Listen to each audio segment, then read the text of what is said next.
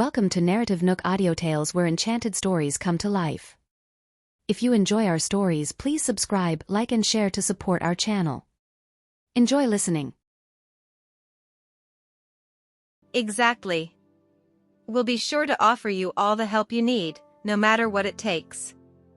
Jared promised, clenching his fists. Come on. Stop making fun of me. Sean tried to dismiss his friend's encouragement with a bashful look on his face. Miss Myers isn't going to even look at me. But I saw the affectionate look on her face this morning when she looked at you. Trevor expressed his envy toward Sean. On the other hand, Richard was standing at the door outside the meeting room, quietly listening to the conversation among his subordinates, until he heard a curious voice from behind him. "Why didn't you go inside, Richard?" Willie asked. It was then that Richard finally opened the door and startled the three of them, making them feel annoyed about the unpredictable appearances that their superior always made. "What were you guys talking about?" Willie asked out of curiosity. "Is there anything new about our assignment?" "Oh, nothing. We were just talking about Miss Myers and Sean," Jared blurted out. It was then that Trevor quickly shifted his gaze to their boss as he noticed the nonchalant expression on his face. Then, Richard turned around and wrote something on the whiteboard, revealing his muscular back as he faced away from them. "You are only allowed to talk about work here. Nothing else more, including personal matters." The man wrote on the whiteboard and made his order heard. In that instant, all four men kept their mouths shut, feeling helpless yet surprised that their boss demanded them to keep their light-mindedness in check, even though that was what they had been doing all the while. For that, they all proceeded to focus on their job without saying a single word more. When it was Sean's turn to present his job, he made a trivial mistake but was treated harshly by Richard with some mean criticisms. Although Sean was upset about that, he kept his feelings to himself, thinking his mistake wasn't so severe that he deserved to be meanly criticized. On the other hand, Angela was sitting beside a fountain while fiddling with the grass in a bored manner. At the same time, she shifted her gaze everywhere, from the sky to the grass, until her eyes fell upon the water where a little fish was swimming around her feet.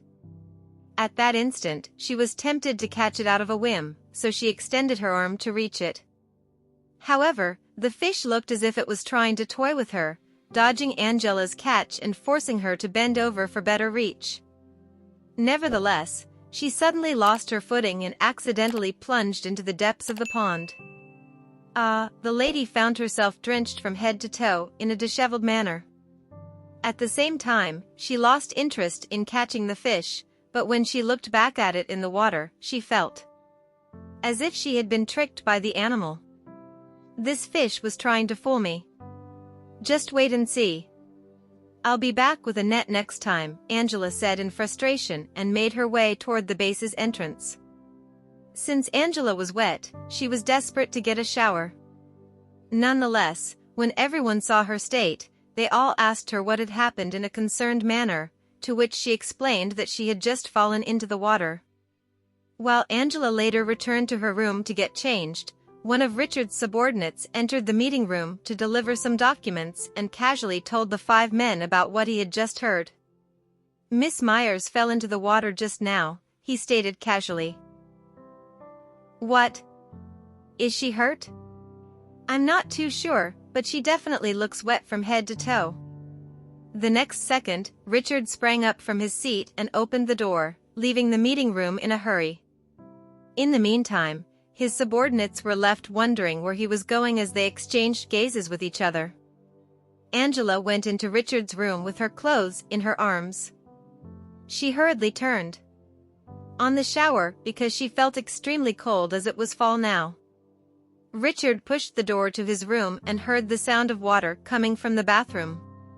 He didn't have to ask to guess who was inside, so he exited the room and continued back in the direction of the conference room. After Angela showered, she felt that her whole body was warm, and she simply sat in Richard's room and read a book as if his room was hers. At noon, she went to the dining hall. After she had prepared her meal, she sat down at the table where Trevor and the others were sitting. Richard also sat down right across from Angela. "Miss Angela, I heard that you fell into the water this morning. What happened?" Trevor asked curiously. Let's not talk about it. I fell into the spring behind the mountain." After Angela finished speaking, she glanced at the man sitting directly opposite her. "How did you fall? Did you slip?" "No, there was such a big fish in that spring. I wanted to catch it, but I slipped and fell instead." "Boo-hoo." Angela recounted the events with a depressed expression. Jared almost burst into laughter from the side, but fortunately, he controlled it. "Sean, do you have time in the afternoon? Let's find a fishing net. We'll go and get that fish back, shall we?" Angela asked Sean. Sean nodded almost without hesitation. "Okay. Let's do it." Seeing that he readily agreed, Angela smiled happily. "Well, it's settled." Trevor and Jared looked at each other. Sure enough, Angela was interested in Sean. At this moment, the man opposite Angela said, "My subordinates don't have time to accompany you to fool around." "Boss, I do dash." Before Sean finished speaking, he met a pair of seriously cold eyes, and his words were forced back into his throat. Angela blinked. "I am only borrowing them for half an hour. It's not a matter of time. They can't lose their discipline, and they shouldn't spend their time on things outside of work." Richard's eyes were cold. He looked like he would not be easy to deal with. The other three felt that there was something wrong with the boss' emotions. Angela couldn't help but choke, after which she had no choice but to turn to Sean. "Sean, can you find me a fishing net after this? I'll go by myself." "No problem. I remember there is one in the tool room." Sean was very happy to help her. "Angela, is it fine for you to go alone?" "Of course, there's no problem. Don't underestimate me. I swear to bring that fish back to make soup." Angela was determined to get the fish. This time, Jared couldn't hold back his laughter. Trevor quickly tugged on Jared's clothes to stop him. Angela also laughed. "Just wait and see. I will definitely get it back." "Miss Angela, we believe in your ability," Trevor hurriedly chimed in. After the meal, Sean found her a light and functioning fishing net in no time. Angela decided to set off after taking a break. After the meal, everyone on the base performed their duties. Angela was the most leisurely person among them. She changed into sports attire, picked up the fishing net, and went out. The scenery along the way was picturesque, with gold and orange leaves carpeting the ground. Fall was, beyond a doubt, a perfect time for outdoor activities. In the conference room, there were 4 people who were working obediently. Trevor suddenly had a whim and glanced at Jared and Sean. "The boss isn't here, so should we sneak out to help her with the fish?" Jared was the most playful and was the first to raise his hand in approval. Okay. I like doing this kind of thing the most." Sean also felt that he could be lazy today. "Okay, let's go." Only Willie was sticking to his post.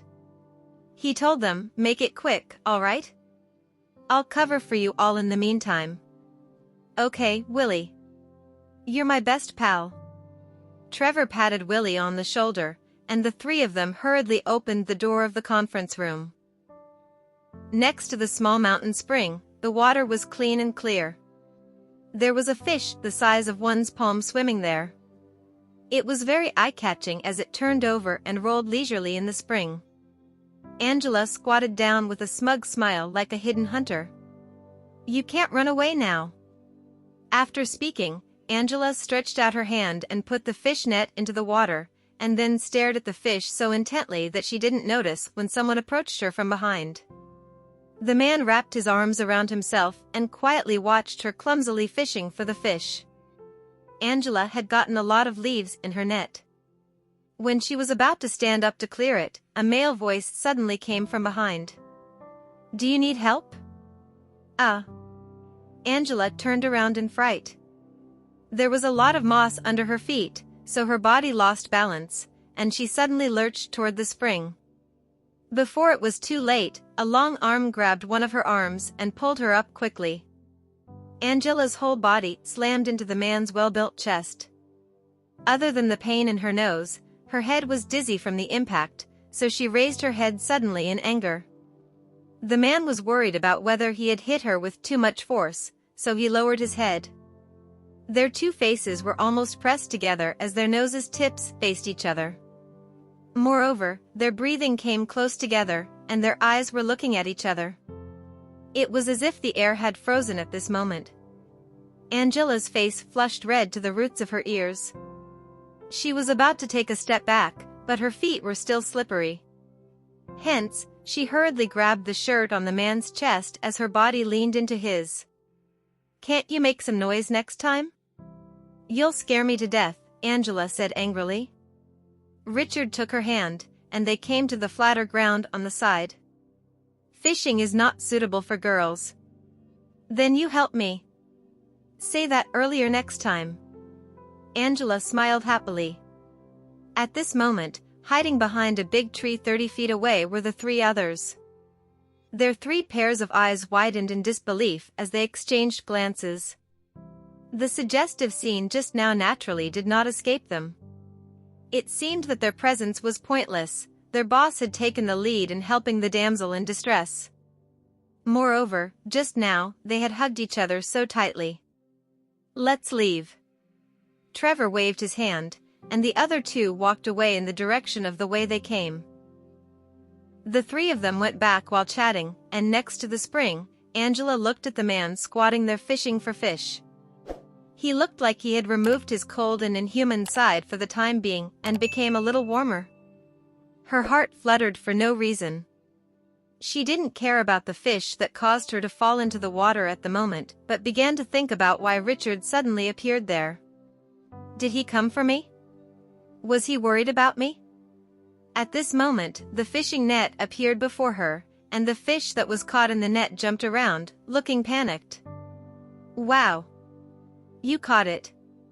Angela was overjoyed and then looked at the fish. She thought that it looked rather pitiful out of the water, so she put the net into the water.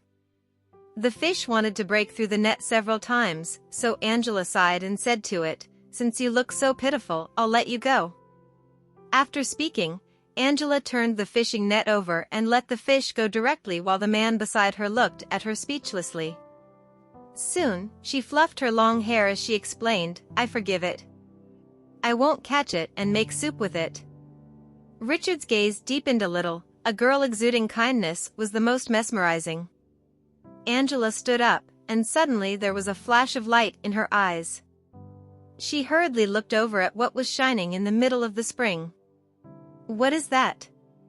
Angela asked, pointing to the shiny object. Richard turned his head to look at it. Inside a gray-white stone, there was a translucent, shiny object, but it was stuck in the rock and only revealed a small edge. "Wait here." After Richard finished speaking, he took off his shoes and socks and went into the water to get it for her. Angela couldn't help but be moved. "Is he retrieving the shiny thing for me?" Richard took the object out of the water, and it turned out to be a small, natural white crystal. "Wow! It's a crystal!" Angela happily took it over, blinking her beautiful and brilliant eyes. The man's gaze was directly attracted to her. In his eyes, this woman's eyes were clearer and more beautiful than the crystal. "I got something good." Angela happily held the crystal, but was quickly reminded of something. "If we can turn it into necklaces, how about we make one for each of us?" she asked the man. "I don't wear things like that." Richard refused. "But you got it out of there." Angela was looking forward to sharing it with him. "Keep it for yourself." After Richard finished speaking, he sat aside and put on his shoes and socks. Angela looked at him, her gaze shining. The more he didn't want it, the more she wanted to give it to him. I'll see if he dares to throw it away. She couldn't help but feel a sense of dominance in her heart. Captain Lloyd, why are you suddenly kind enough to come to help me? Angela sat on a rock, holding the crystal in her hand. I promised your parents to protect you, Richard explained lightly. Angela's eyes flashed with disappointment. It turned out that he didn't come because of her at all. Moreover, everything he did for her now was just his duty. I'm not that pampered. You don't need to protect me in everything. Angela resisted him like a rebellious child, and after she finished speaking, she stood up and pointed to the mountain road before them. I'm going to climb the mountain. You don't need to come with me. Don't be ridiculous. Let's go back. Richard stood up and ordered. I'm not your subordinate, and I'm not required to listen to your orders. Angela finished speaking and decided to climb the mountain. Richard's patience was limited, and he didn't like others disobeying his orders. He stepped forward, and when Angela had just walked forward a few steps, he grabbed her hand and led her down the mountain. Hey! Richard, let me go! You can't be so bossy. Resentment welled up in Angela as she pushed away his hand. Seeing that she was about to get away, in the next second, the man lifted her legs and carried her on his shoulder. Angela felt that she was turned upside down and was taken aback. Richard, let me go! Angela was so angry that she kicked her legs, but the man ignored her struggle and carried her to the gate of the base, attracting everyone's attention. At this moment, the three people who were standing nearby drinking water looked at this scene in shock. Jared patted Trevor on the shoulder. You said what you said just now a little too early. The captain doesn't know how to pursue girls properly. How can the captain treat Angela like this? He's not being gentle. Sean also sighed. Angela was carried by Richard all the way to the door of her room before he put her down. She flushed with anger, but the man turned and left as if nothing had happened. Hey, Richard! I hate you, Angela blurted out angrily. Richard's footsteps stopped suddenly. He paused in place for a few seconds, and then he turned his head slightly. I don't need you to like me. Angela had just regretted her impulsive words, but seeing the man's reaction, she suddenly became angry again. Don't worry. I will never like you in this life. Richard frowned and walked away. Angela took a few deep breaths as she was so angry. I've never met a man as difficult as him. At this time, Trevor and Jared came over and saw Angela standing at the door, holding it with her face flushed and resentful. So, they smiled and came to comfort her. Miss Angela, are you all right? Did our captain hurt you? Angela smiled gratefully at them. I'm okay, but thank you. Our captain is usually a very nice guy. He's like a brother to us. Maybe he's been among men for too long, so he doesn't know how to be gentle with girls. Don't blame him. Trevor tried to say good things about Richard. Angela waved her hand generously. I didn't take it to heart, I'll just have to see him less in the future. At 9:00 p.m., Angela felt a little itchy, so she wanted to take a bath. But thinking of her relationship with Richard, she didn't want to go to his room to shower. She would rather go to the public bathroom. Hence, Angela took her pajamas and towel, then went to the public bathroom. She found one that was empty and started to shower. When she came out wearing her conservative pajamas after showering, she suddenly bumped into Jared and Trevor ahead. They were only wearing bath towels around their waists. Oh my God! Instead, it was the two of them who were shocked. They hurriedly tried to cover themselves. Miss Angela, why are you taking a shower here? Trevor asked in surprise with his back turned. Yeah. A lady like you shouldn't be here. Angela looked at them openly. She was not embarrassed at all. What do you mean? I can shower anywhere. Now, if you'll excuse me, I'll get some rest. After speaking, Angela left, leaving Trevor and Jared blushing. After the two showered, they went straight to Richard's room. Having knocked on the door, Trevor instantly reported to Richard, "Captain, we saw Miss Angela taking a bath in the public bathroom just now."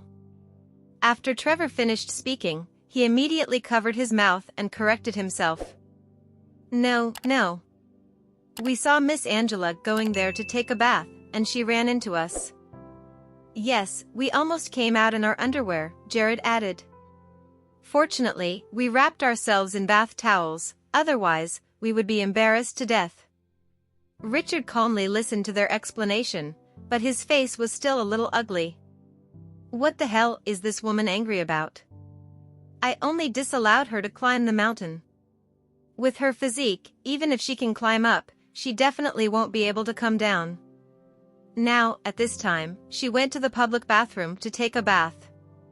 There were so many men there, yet she was not afraid at all. "Captain, go and admit your mistake to Miss Angela and let her go back to your room to take a shower." "She really scared us to death," Trevor said. "Go back to your room and rest," Richard said to them, turning around and closing the door. The two looked at each other for a few seconds but had no choice but to go back to the room. It seemed that they had thought too much. The captain doesn't care about Miss Angela at all. Richard returned to the sofa and picked up the book he was reading just now, but he suddenly had no interest. He took a deep breath and dropped the book. Angela's appearance after her bath involuntarily appeared in his mind. He had to admit that her flushed face had a special kind of charm. Does she want all the men in the base to appreciate her freshly showered appearance? Richard let out an irritated sigh, got up, and pushed the door to go out. Angela had just taken a shower and was about to go to bed when there was a knock on her door. She felt a little odd. It was so late, so who was looking for her? She got up and opened the door, only to see a tall figure with an oppressive aura outside the door, blocking the light outside. "Do you need something?" Angela self-consciously crossed her arms after realizing she was not wearing a bra. Richard gave her a withering look as he ordered, "You are not allowed to use the public bathroom for your night showers." She narrowed her eyes and asked, "Why not?" He met her incredulous gaze steadily and said, "Because it causes inconvenience." Frustration welled up in her.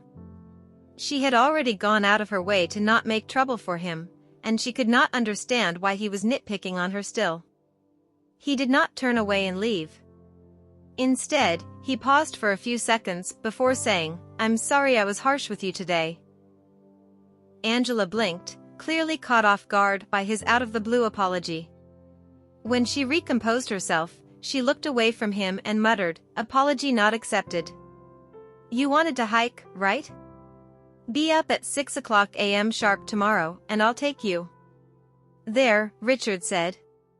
Her competitive side came out as she retorted, "As if I'd back down from that. We'll meet at the entrance. Don't be late." "I won't," she bit out. Richard spun on his heels and walked away just as Angela closed the door. She glanced at the time and saw that it was drawing near to 11 p.m. "I have to sleep now, or I won't be able to wake up in time and I'd never hear the end of it." She burrowed into bed, but her mind kept replaying his apology and the events from earlier. In hindsight, it appeared that she was the one in the wrong. After all, she was the one who got mad and started the whole conflict in the first place. And the only reason why she was mad was that she found out Richard was only here to protect her at her parents' request. In other words, she was just another job. A bitter laugh then escaped Angela as she realized she was more upset about this than she should be. What am I getting so worked up for anyway? She tried to analyze her own feelings, but she ended up boring herself to sleep instead. The next day, Angela's alarm rang at precisely 5:50 a.m. She bolted upright in bed and threw the covers off, then hurried into the adjoining bathroom to wash up. To call it a bathroom was an exaggeration though, as it was more of a washroom with a small showering space. It was 5:59 a.m. by the time she was done putting on her clothes. She hurtled out of her room toward the entrance of the base, whereupon she saw Richard's tall and straight silhouette standing there. She walked up to him, and he made it a point to glance at the watch on his wrist. "You're late by a minute." Defiance colored her delicate features as she glowered at him and said, "Okay, fine, I'm late. Are you going to punish me? Go on, tell me what you want me to do to make up for my tardiness." Richard gazed down at the girl who was openly challenging him, and his eyes lingered briefly on her shell-pink lips. He swallowed, and there was a steely edge to his expression as he barked, "Let's go." Angela had been waiting for him to mete out punishment, but when he did not, she couldn't help feeling a little disappointed. Presently, he carried a backpack full of everything he thought they would need for a hike. Angela, on the other hand, was wearing a cap and sunblock, knowing that UV rays were the most vicious foes she could meet on this hike other than the mountainous terrain. Just like that, the both of them hiked up along the groove through which the mountain spring water flowed. There were no steps here or mapped-out trails for novice hikers, making the hike a tough exercise, albeit an authentic one. Angela kept up her pace with Richard, but halfway through, she was starting to regret her decision to agree to the hike. Goodness, this trail is hard. It was no wonder he had forbidden her from going hiking on her own last night. She would have lost her way or tripped several times in a row. However, she was not a quitter, and pride had more to do with that than ambition. She didn't want Richard to laugh at her after all the big talk she had given him last night. When it came to slopes or uneven ground, Richard would hike up first, then turn and offer her a hand so that he could help her up. Thankfully, it did not take long for them to reach the rocky terrain where the trees were not quite as tall and the shrubbery was not quite as dense. The ground here was rife with wildflowers, and Angela exclaimed in awe, "This is amazing." She picked a couple of flowers and formed a bouquet, then sniffed its sweet fragrance as she tried to keep up with the man in front of her. Richard walked ahead for a few minutes before turning around to see if Angela had followed him. When he saw that she had fallen behind by a dozen feet, he stopped and planted his hands on his hips to wait for her. "She's not here to hike," he decided grimly. "This is just a field trip to her." "I'm thirsty," she said when she reached him, panting. "Did you bring water?" He unzipped his backpack and took out the standard-issue canteen, which he handed to her. She twisted open the cap and gulped down a few mouthfuls of water, then passed the canteen back to him. Angela had been wiping the corners of her mouth when Richard took the canteen wordlessly and gulped down some water. She paused and gaped at him incredulously as a fleeting thought crossed her mind. Does that mean we indirectly kissed? A pink flush crept over her cheeks, and she wondered how he could so readily drink from the same canteen she had used mere seconds ago. Oblivious to her thoughts, Richard shrugged on his backpack and pointed to the tallest summit in the distance. "That will be our destination, so let's move." Her eyes widened at the sight of the summit, which looked grayish-blue under the thin layer of mist that shrouded it. "I'm sorry. Are you suggesting we climb all the way up there?" "Yes, how astute of you," Richard drawled sarcastically. He raised a brow at her and asked snidely, "You're not scared, are you?" Falling for his trap, Angela snapped, "Of course I'm not scared. I will climb that mountain without a problem." He smirked. "Then, shall we go?" She watched him turn and memorized the silhouette of his back as he trekked forward. Though her legs were already wobbly and her clothes soaked through with sweat, Richard did not look the slightest bit out of breath. If one didn't know better, they would think he had been walking on flat ground all this time. "Richard, wait up!" Angela cried out as she tossed aside the wildflower bouquet and ran up to him. Hiking was, she decided, absolute torture at this point. But she refused to give up. Her pride and determination did not allow her to, even though she was on the brink of collapsing. Before long, they reached a slope that inclined at a 60-degree angle. Just looking at it made her weak. As though sensing her reluctance, Richard threw an amused look over his shoulder at her, taking in her defeated expression. "Captain Lloyd, pull me up," Angela said, reaching out her arm toward him. He looked at her hand and naturally gripped it. For some reason, this gesture warmed her. At least he's not leaving me out here to perish on my own, she thought, cheering up considerably. "You know, you didn't have to apologize to me last night," she began hesitantly, her exhaustion compelling her to re-evaluate her conscience. "I should be the one to say sorry instead." Richard stared at her in surprise, only to see her grinning sweetly back at him. Her face was flushed, and her eyes were twinkling with mischief. She looked so bright and beautiful at that moment that even the wildflower field around them could not compete with her smile. Just as Richard was lost in her eyes, she playfully tugged on his arm and pulled him close to her. The poor man was already in a daze, and the sudden pull made him take one step closer to her. They ended up standing so close together that the tip of Angela's nose nearly pressed up against his chest. She had only wanted to tease him for fun. This proximity was not what she had planned for at all. Her breath hitched, and she narrowed her pretty doe eyes for a second before looking up to see the perfect, sumptuous curve of his lips. Abruptly, she found herself thinking audaciously, what if I kissed him? Mind and body coordinated, Angela rose on the tip of her toes, and before Richard could react, she gave him a quick peck on his lips. Startled by the unexpected kiss, Richard looked at the girl incredulously, but she had already pulled away from him and ran away like a kitten that got caught scratching up the furniture. Meanwhile, Angela was blushing madly as well. She couldn't believe she had kissed him. Of all the ways she thought this hike would go, this was not one of them. As for the man who had just gotten a peck on his lips, he stood frozen in place and did not try to go after her.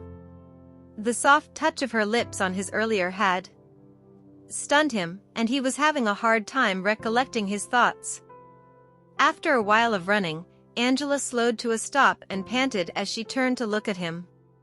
When she realized that he did not catch up to her, she winced and decidedly waited for him to come over to give her a harsh talking down. Richard straightened his backpack and tightened his grip on the straps as he trudged over to her. Blood rushed to her face when she registered his approaching figure.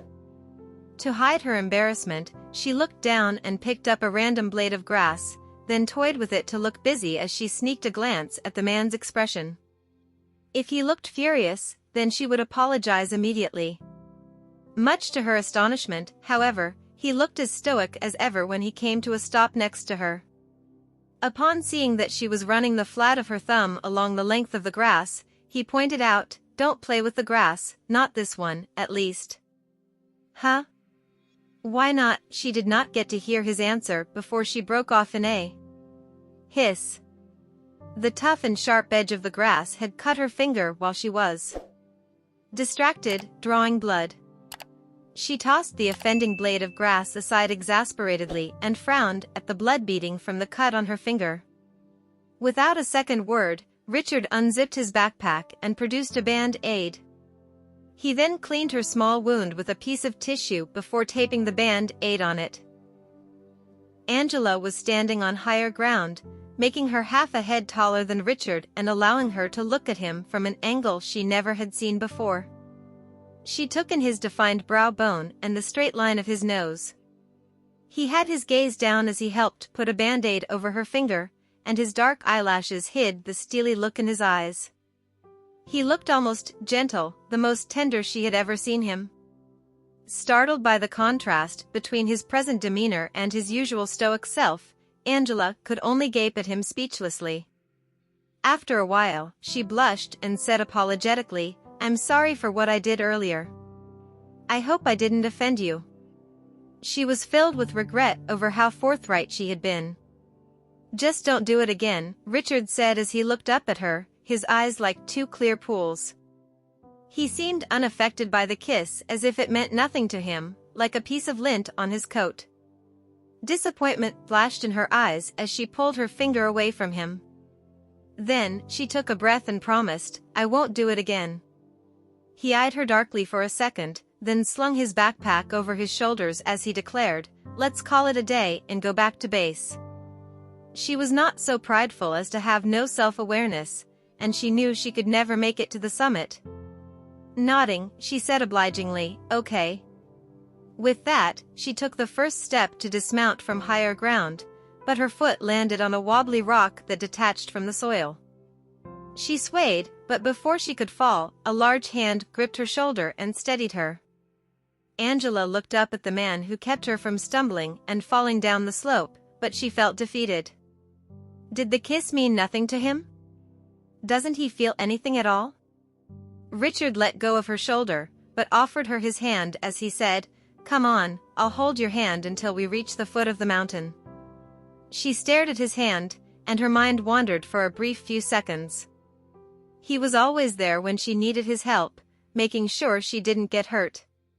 He didn't look like he knew how his gestures could give her the wrong idea, and how he could easily lead her on to think he liked her when in truth, taking care of her was nothing more than an obligation on his part, nothing personal. "No, thanks," Angela said, turning him down with a smile as she took on a formal tone. With long strides, she trekked down the way they came. From the back, her slender frame looked like it could carry the weight of the world. Richard stared at her retreating figure for a beat or two before he followed her, striding easily, but very well paced. Hiking up a rocky mountain like this was comparatively easier than going down it. At any given moment, Angela could very well step on a loosened rock and fall, especially since the trees here that she could hold onto for support were no better than saplings. Richard walked ahead of her, and whenever there was uneven terrain or steep slopes, he would stand close to her, ready to catch her if she fell. Presently, she was holding on to one of the smaller trees, hoping that it could hold her weight until her foot found a solid rock to stand on below the slope. However, the tree was so young and weak that she uprooted it completely, causing her to fall backward when she skidded on the ground. She let out a shriek just as Richard reached out to catch her, keeping her from hitting the earth. He pulled her against him and held her there while her arms snaked around his waist instinctively. She was pressed up to his chest, still dazed from the fall as her heart beat frantically under her rib cage. Tired from the hike, she nuzzled into his broad and firm chest, then closed her eyes as she relished the break in the exercise. He did not push her away but merely watched as she closed her eyes and lay there. Her cheeks were flushed, and there were beads of sweat on her forehead that sparkled under the sun. He softened at that moment and let her lean into him, holding her. Upon sensing his relaxed stance, she smiled. Around them, the mountain breeze whistled through the trees, and the sun was beaming down on the mountain, coating everything in its gentle, golden rays. For a moment, everything came to an idyllic standstill. Angela could hear Richard's strong and steady heartbeat. Inexplicably, her own heartbeat quickened as well, as if trying to match up to his. "Captain Lloyd, are you always this dedicated to every target you are assigned to protect?" "I guess what I'm trying to say is, if I were any other girl, would you be this kind to her as well?" she asked slowly as she looked up at him. He met her eyes, his gaze smoldering and dark. Angela blinked, looking into his eyes as she asked, "Would you let her use your bathroom and let her go in and out of your bedroom as she likes? Piggyback her when she gets hurt? Leap to protect her and shield her from every harm at any given moment? If she were the one holding on to you now, would you hold her even tighter?" Angela wasn't sure why, but her eyes grew misty as she spoke. Flustered, she looked down and broke away from his intense gaze. Richard was speechless, floundered by all the questions she threw at him. He wasn't sure where to begin. She waited for his response, but when he didn't give her one, a bitter smile curled on her lips as she asked challengingly, "It's not rocket science. All you have to do is answer yes or no." "I don't want to answer," he said monotonously as he let her go and turned to walk ahead. It was at that moment that Angela was sure she was nothing more than a job and that he would have shown the same level of dedication even if she were any other girl. She was not special at all. In that case, she did not have to torture, herself and delude herself into thinking she was different, that she meant something to him. Fortunately, the trail got easier as they neared the foot of the mountain. When she took the final step to dismount from the hike, Angela thought her legs would give up on her. She quickly found a large and flat rock to sit on, then called out to the man ahead of her, "Hey, you go ahead. I'm going to stay here and catch my breath for a bit." Richard glanced at her for a while and left without another word. The base entrance was just nearby anyway. There was no point in him dawdling here to take care of her. That was what she told herself as she watched his retreating figure, but for some reason, tears sprang up to her eyes once more. She sniffed to ease the prickling sensation in her nose. "Crap, what's wrong with me? Pull yourself together, Angela. You were the one who asked him to leave, and now that he did, you're crying about it like some kid abandoned in a playground? Snap out of it. You're just a job to him. Just someone he has to protect. You're not his girlfriend. Remember that." Thank you for listening. If you have enjoyed this story, please like and share so others can see it too. Also hit the subscription button and notification bell so you can be notified on our next release. Thank you for your support. God bless you.